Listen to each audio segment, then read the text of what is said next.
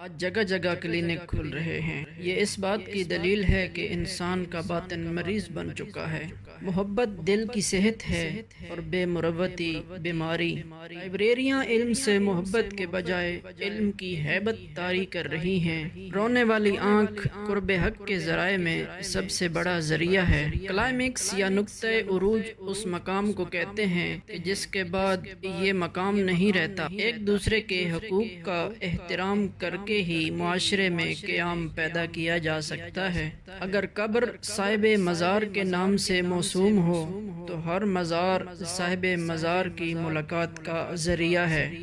نبوت اخلاق کا نتیجہ نہیں بلکہ اخلاق نبوت کی عطا ہیں۔ وہ جنت کہ جس میں اپنے سوا کوئی دوسرا نہ ہو دوزخ سے بھی بدتر ہے۔ طاقتور انسان کمزور انسانوں کی عنایت کا نام ہے۔ یقین کے ساتھ اٹھایا ہوا پہلا قدم جو جانب منزل ہو در حقیقت وہی منزل ہے۔ بے بس انسان کا سجدہ ہی بے بسی کا علاج ہے۔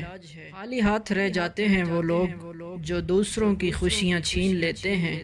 اس شخص کو کوئی نہیں بدل سکتا جسے اپنے اندر کوئی غلطی نظر نہ آتی ہو۔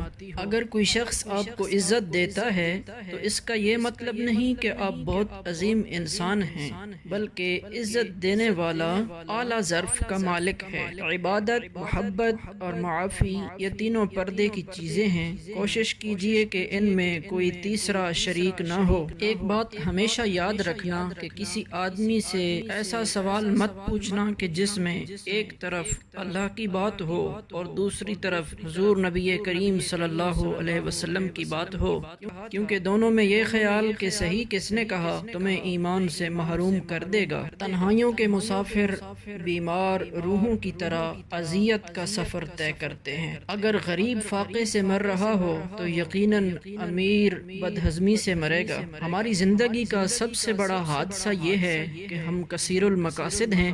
آج کا انسان بیک وقت ہزار کام کرتا ہے۔ کثیر وابستگیوں نے انسان کو مستقل مزاج نہیں رہنے دیا۔ مفید چیز مقدار میں بڑھ جائے تو غیر مفید ہو جاتی ہے۔ علم اتنا ہی حاصل کریں کہ جتنا زندگی میں کام آ سکے۔ علم وہی ہے جو عمل میں آ سکے، ورنہ ایک اضافی بوجھ ہے۔ پریشانی حالات سے نہیں خیالات سے پیدا ہوتی ہے۔ خواب کی اونچائیاں بیان کرنے سے زندگی کی پستیاں ختم نہیں ہوتی۔ موت صرف آنکھ یا سانس بند ہو جانے کا نام نہیں، بلکہ ہر ایک آرزو کی موت ہی دراصل موت ہے۔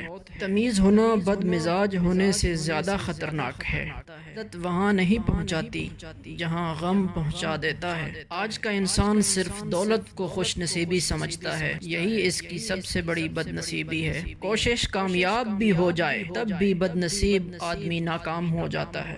روحانیت اللہ تعالیٰ کے فیصلوں کو منظور کرنا، تسلیم کرنا ہے، اپنے فیصلوں کو منظور کروانا نہیں۔ تو نے بخشا ہے مجھے قلب سلیم، کیوں نہ ہو تیرا فیصلہ تسلیم۔ سوچنے والوں کی دنیا والوں کی سوچ سے الگ ہوتی ہے۔ جب ہماری تمنا کے پاؤں حاصل کی چادر سے باہر نکل جاتے ہیں ہمیں سکون نہیں ملتا۔